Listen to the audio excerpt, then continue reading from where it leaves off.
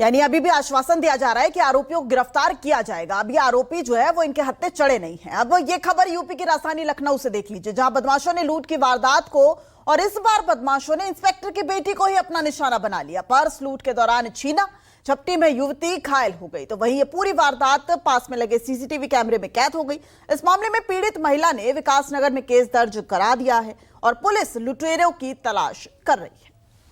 यानी यहां भी जो आरोपी हैं वो गिरफ्त से बाहर नजर आ रहे हैं। अब ये देख लीजिए सीसीटीवी, एक महिला जो है वो यहां पर सड़क पर चल रही है और उसके हाथ में बैग है, और किस तरीके से जो बाइक सवार दो आए उन्होंने ये बैग महिला के हाथ से छीन लिया। और देखिए ये बैग इतनी तेजी में छीना गया है कि महिला काफी दूर तक सड़क पर जो है वो घसीटती हुई गई है। ऐसे में जो महिला है उसको गंभीर चोटें भी आई होंगी। ये देख लीजिए, ये अब हमने पहले आपको मुरादाबाद की तस्वीर दिखाई, अब हम आपको उत्तर प्रदेश की राजधानी लखनऊ की तस्वीर दिखा रहे हैं। लखनऊ में इंस्पेक्टर की बेटी से लूटपाट हुई है।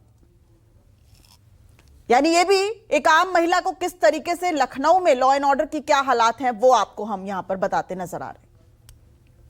ये सीसीटीवी बताने के लिए काफी है कि एक महिला जो सड़क पर चल रही थी और दोपहर का वक्त यहां पर दिख रहा है, और सरेआम किस तरीके से बाइक सवार आते हैं और महिला के हाथ से बैग जो है वो छीन कर ले जाते हैं। और इतनी तेजी में यह हादसा हुआ है कि महिला कितनी कई मीटर तक ऐसा लग रहा है कि सड़क पर घसीटती हुई गई होगी।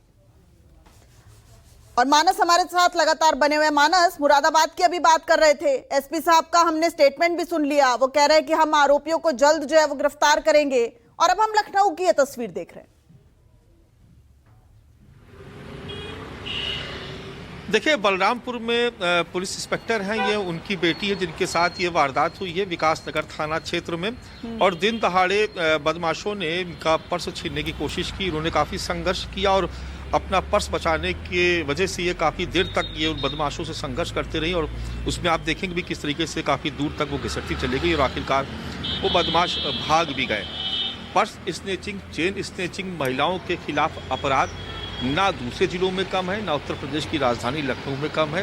हर रोज़ 2-4 घटनाएं सामने आती हैं। ये उसकी एक मिसाल है, ये एक उसका उदाहरण है जिसको आपने तस्वीरों में देखा। इसके बाद चूंकि ये मामला पुलिस से जुड़ा हुआ था, लिहाजा पुलिस थोड़ा सा हरकत में आई। सीसीटीवी स्मार्ट सिटी के तहत तमाम चौराहों पर सीसीटीवी लगाए गए हैं। कई बार खराब भी रहते हैं, लेकिन इस बार जो सीसीटीवी फुटेज सामने आया उसमें सीतापुर रोड की तरफ भागते हुए बदमाश दिखाई पड़े हैं। लेकिन यहाँ भी आपको बता दें दिव्या कि पुलिस के हाथ इस घटना में भी खाली हैं।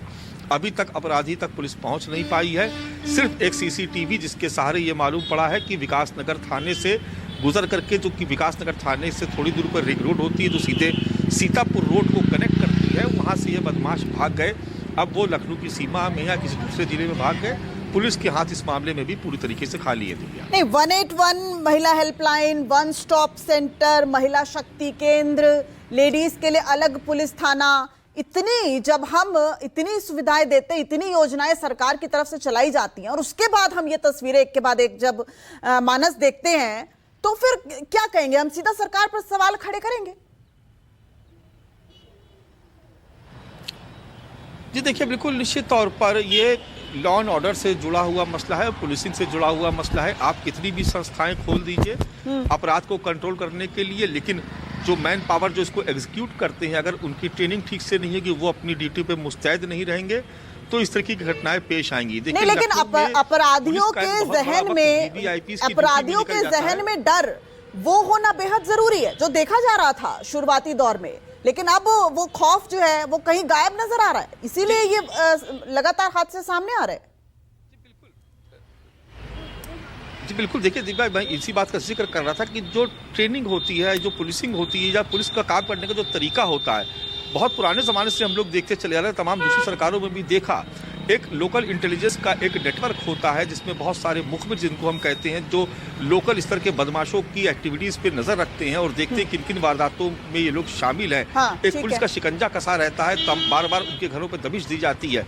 लेकिन ये जब से प्रक्रिया, ये चलन जब से ख़त्म हुआ, मुझे लग रहा है उसके बाद से जो पुलिस के तमाम प्रयास, आप किसी भी चौराहे पे पुलिस कर्मियों को खड़ा कर दीजिए, लेकिन उनकी मुस्तैदी कितनी है, वो कितना तेज रिएक्ट करते हैं। अगर ये बदमाश घटना के तत्काल बाद भागा तो अगर पुलिस एक्टिव होती तो 2, 4, 5, 6, 10 चौराहों के बाद उसको कहीं ट्रेस किया जा सकता था। बिल्कुल बिल्कुल, ये सवाल बड़ा है और मानस बने रहिएगा आप हमारे